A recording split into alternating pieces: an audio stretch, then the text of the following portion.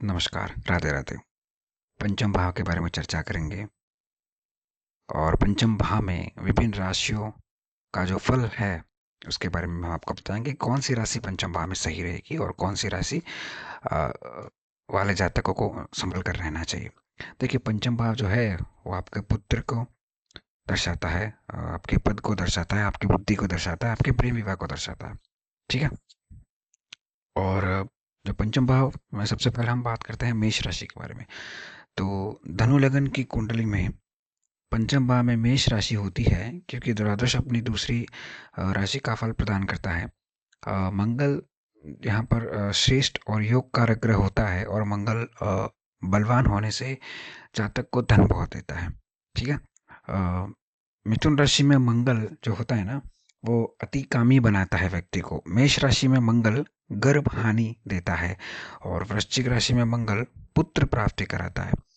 कमजोर मंगल कहीं ना कहीं विद्या में हानि देता है और कोई ग्रह कुंडली में निर्बल और विशेष रूप से पीड़ित हो तो वह पुत्र से संबंधित अंग में पीड़ा देते हैं। चलिए, अब वृषभ राशि के बारे में बात करते हैं। देखिए, मकर लगन की कुंडली में पंचम भाव में वृषभ राशि होती है। इसका स्वामी शुक्र और दसम भाव तुला राशि का भी स्वामी होकर परम योग कारक ग्रह होता है। बलवान शुक्र पुत्र द्वारा शुभ कार्य करवाने वाला तथा अच्छा शुभ फल देने वाला होता है और यहाँ पर आपको वृश्चिक राशि वालों को पंचम भाव में यहाँ पर बहुत अच्छा बताया गया। अब मिथुन राशि पंचम भाव में, चलिए, कुंभ लगन की कुंडली में पंचम भाव में मिथुन राशि होती है। इसका स्वामी बुध है। बुध विशेष बली हो तो अचानक लॉटरी आदि से लाभ पहुंचाता है। व्यक्ति बुद्धिमान और शिक्षित होता है। यदि शनि आदि का प्रभाव हो पंचम भाव में और पंचमेश तथा गुरु भी पाप ग्रहों से पीड़ित हो तो ऐसे जातक को संतान संबंधी समस्याएं होती है। संतान उसकी नहीं हो पाती और पेट में वायु रोग होता है। पंचम भाव और बुध पीड़ित हो तो ऐसे जातकों की माता की जो है वो शीघ्र मृत्यु हो जाती है। कर्क राशि के बारे में बात करते हैं। मीन लगन की कुंडली में पंचम भाव में कर्क राशि होती है। इसका स्वामी चंद्रमा बली हो तो स्मरण शक्ति, ठीक है, याद जो आपको कोई कोई ऐसा होता है ना जो जिनको भूलने की आदत होती है, तो वो आदत नहीं रहती और आपकी स्मरण शक्ति जो है वो आपकी बहुत बलवान होती है। विद्या भी आपको अच्छी प्राप्त होती है। निर्बल होने पर पुत्र की छाती में रोग, निमोनिया, खांसी आदि की समस्याएं रहती है यहाँ पर। ठीक है? और निर्बल हो तो मैं कह रहा हूँ कर्क राशि में यदि निर्बल हो तो ये समस्या होती है, वरना अच्छा है। सिंह राशि के बारे में बात करें। मेष लगन की कुंडली में पंचम भाव में सिंह राशि होती है। अतः पाप युक्त या पाप दृष्ट होने पर पेट संबंधी समस्याएं जातक को देती है। सूर्य राहु शनि आदि से पीड़ित हो तो जातक को कहीं ना कहीं दिल संबंधित दिल की बीमारी होती है।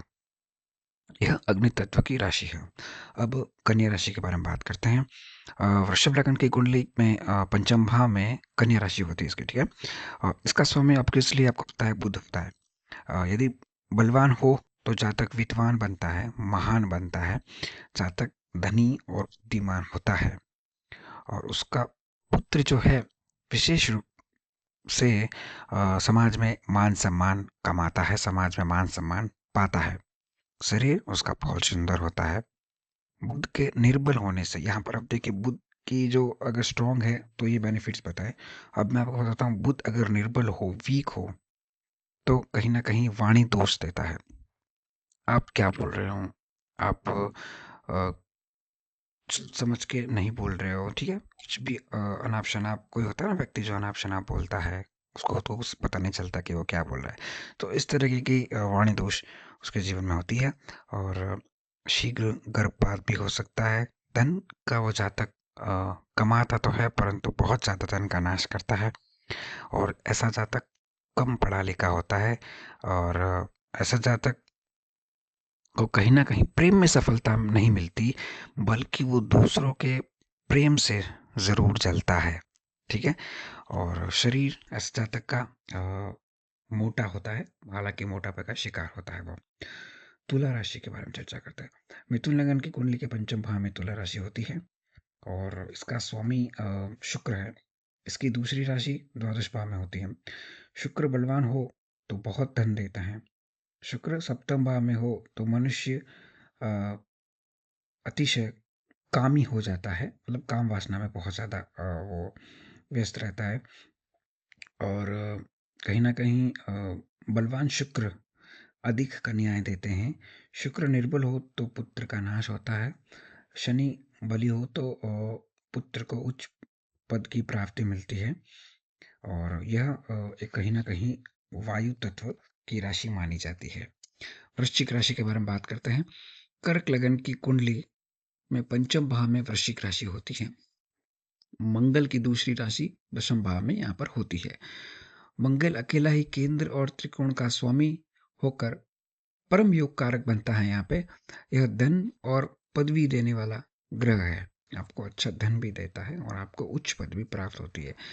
आपकी मुक्ति में शुभ फल प्रदान करता है। और मंगल बलवान हो तो जातक को कहीं ना कहीं अपनी बुद्धि और अपने बल से राज्य में सत्ता प्राप्त होती है। और अपनी संसार में वो व्यक्ति मान सम्मान कमाता है, उसको समाज में मान सम्मान प्राप्त होती है। और वहीं अभी अब अगर देखिए, अगर आप निर्बल हो तो जातक को पेट में रोग, जातक को अपमान सहना पड़ता है। और जातक का मान सम्मान नहीं होता, जहाँ कहीं भी वो जाए जातक को अपमान झेलना पड़ सकता है। यहाँ पर पॉजिटिव और नेगेटिव थॉट्स दोनों मैं बता रहा हूँ आपको, ध्यान से सुनिएगा। अब धनु राशि के बारे में बात करते हैं। तो सिंह लगन की कुंडली में पंचम भाव में धनु राशि होती है और इसके स्वामी गुरु है।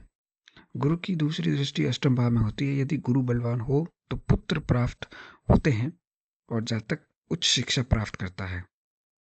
जातक की जो मंत्रणा शक्ति है वो भी अच्छी होती है। निर्बल गुरु, अगर निर्बल है गुरु तो बड़ी बहन का विवाह जो होता है ना, उसका वैवाहिक जीवन बिगाड़ देता है। गुरु के पाप प्रभाव या निर्बल होने पर पुत्र के सुख में हमेशा जातक को कमी आती है। ठीक है। और मकर राशि के बारे में बात करते हैं। तो कन्या लगन की कुंडली में तृतीय भाव में मकर राशि होती है। इसका स्वामी शनि छठे भाव का स्वामी होता है। शनि बलवान हो तो कहीं लड़कियां होती है उस जातक के। शनि निर्बल हो तो पुत्र कार्य में बाधा आती है। यह कहीं ना कहीं ऐसे जातक की याददाश्त और कल्पना की शक्ति को बढ़ाता है। ठीक है। कुंभ राशि। अब तुला लगन की कुंडली में पंचम भाव में कुंभ राशि होती है।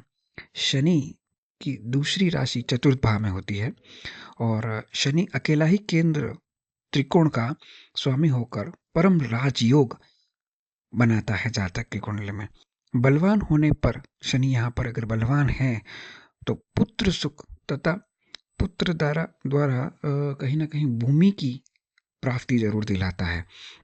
और शनि निर्बल हो तो क्या होता है, पुत्र से उस जातक को हमेशा दुख का सामना करना पड़ता है। कहीं ना कहीं उसे अपने घर का त्याग करना पड़ता है और धन की हमेशा उसको हानि रहती है। अब मीन राशि के बारे में बात करते हैं। तो वृश्चिक राशि की कुंडली में पंचम भाव में मीन राशि होती है। इसके स्वामी गुरु दूसरी राशि दूसरे भाव में होते हैं। अतः कहीं ना कहीं गुरु दो शुभ भावों का स्वामी होकर परम यहाँ पर योग बनाता है, अच्छा योग बनाता है। गुरु अगर बलवान है तो कुटुंब का सुख जातक को देता है, पुत्र का सुख जातक को देता है, विद्या और वाणी का भी सुख जातक को देता है। और गुरु जहाँ भी दृष्टि डालेगा उस चीज़ को मूल्यवान बना देगा। ठीक है। तो यह मैंने बताया अभी आपको सभी मेष से लेकर मीन राशि तक पंचम भाव में। ठीक है। पंचम भाव में सभी राशियों और उसका फल के बारे में जातकों अब हम चर्चा करेंगे अगले वीडियो में सूर्य से लेकर राहु तक सभी ग्रहों के बारे में। ठीक है। बने रहिएगा हमारे के साथ। और दर्शकों, यदि आपने हमारे चैनल को लाइक से सब्सक्राइब नहीं किया तो लाइक से सब्सक्राइब ज़रूर करें। और जो हमने पिछला वीडियो बनाया था चतुर्थ भाव के बारे में, वह वीडियो भी ज़रूर देखें और उस वीडियो पे भी आप लाइक शेयर ज़रूर करें। आज के लिए इतना ही। बहुत बहुत धन्यवाद दर्शकों। राधे राधे।